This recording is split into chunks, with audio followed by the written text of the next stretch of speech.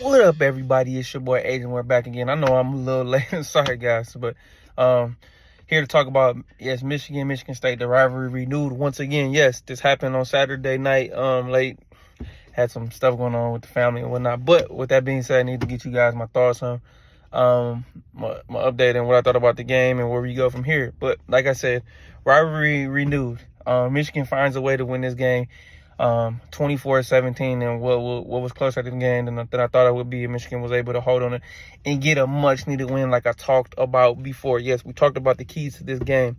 Michigan needed to play with some spirit, some energy, and let me tell you, at the beginning of the game, that first quarter, them first couple drives in Michigan State, it didn't look so good, and Michigan was able to get life late in that second quarter before halftime. So let's get it started. Michigan State goes down the field. 9-minute drive, and Miss Shanks a 25-yard field goal. Yes, and that was huge.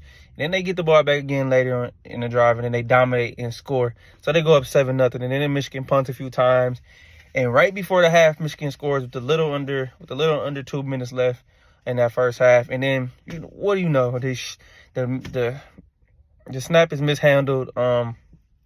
Bobble, and Michigan is down 7-6.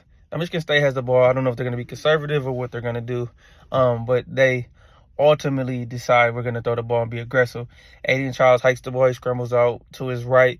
Does not see one of the best pass rushers in the country, and that is Josiah Stewart. He is on a mission this year. Hits Aiden Charles behind sack, forced fumble, ends up being recovered by Kenneth Grant inside the 35. Michigan's 35 now, right? And State's 35. So Michigan ultimately kicks a field goal.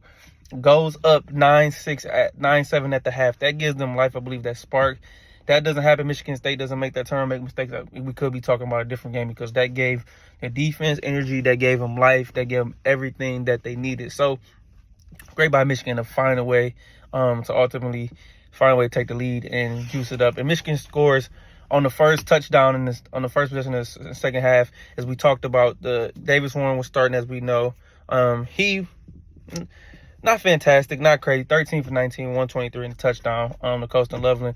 But they, like I talked about before, they was going to bring Alex Orji in a change of pace role, and that's what he did. 6 carries for 64 yards. That first possession in the second half had a run to the left side for 29 yards, and he ultimately scores on a sweep to the right inside the end zone. And then later another scoring drive, Michigan adds Donovan Edwards passing touchdown to Coastal Loveland. So Coastal Loveland, 2 touchdowns, 6 catches for 67 yards.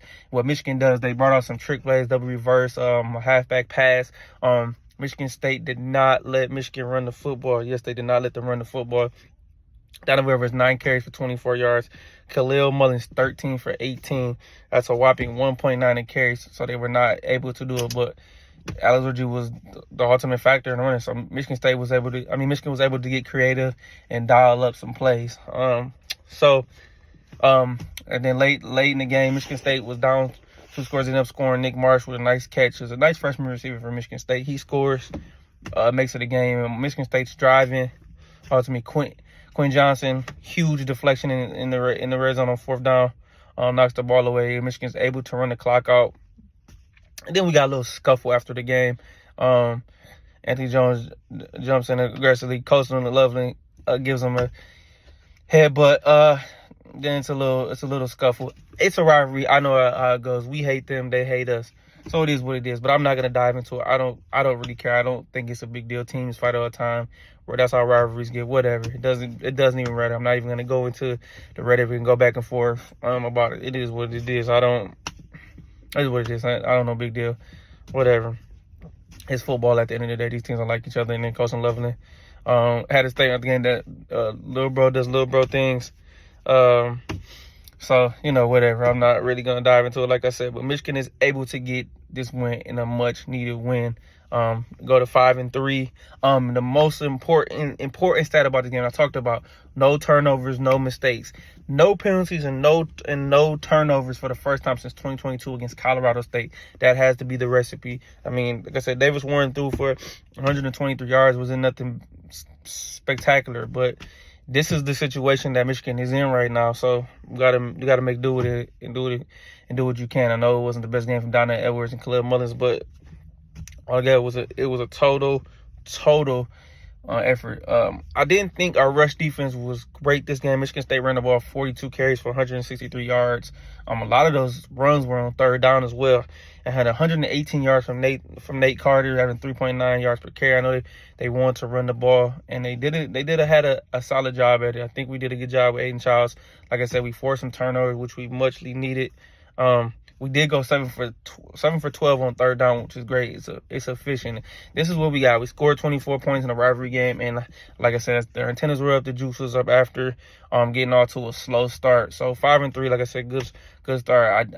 Like I said, I talked about a 50-50 game. They could win it, but this is the recipe right now for the rest of the season. But I don't think neither team is. I don't think we're great. I know Michigan State's not great either right now. So we did one game away from being bowl eligible, but like I've talked about before, the schedule gets tough. Number 1 ranked Oregon is coming into town this weekend. Michigan is either, depending on which you look at, 13.5 to 14.5 point underdogs at home. Can they make it a game? I don't think they're gonna win. Oregon's just playing on another level right now with too much firepower, but ultimately a great win. And I talked about before being a great recruiting week, and I think they made a great impact on the recruits and left a mark on them, which we need. Like I said, we need a high-power recruiting class to get this thing rolling. Give Sharon time, give them more. We'll see what happens. But like I said, another one still doesn't change a lot of things. I still think they need to get a quarterback in the portal some way, somehow. Maybe flip Bryce Underwood again. There's, like, talk about on 3 reports, Steve Wiltfong, that they're in dialogue. It's something to monitor. So, I mean, I'm hoping for it. Like I said, I don't think it's gonna happen, but we'll see if we can get Bryce Underwood. I'm telling you, the number 1 player in the country from state of Michigan. Yes, that would be huge for recruiting and huge for the Michigan program.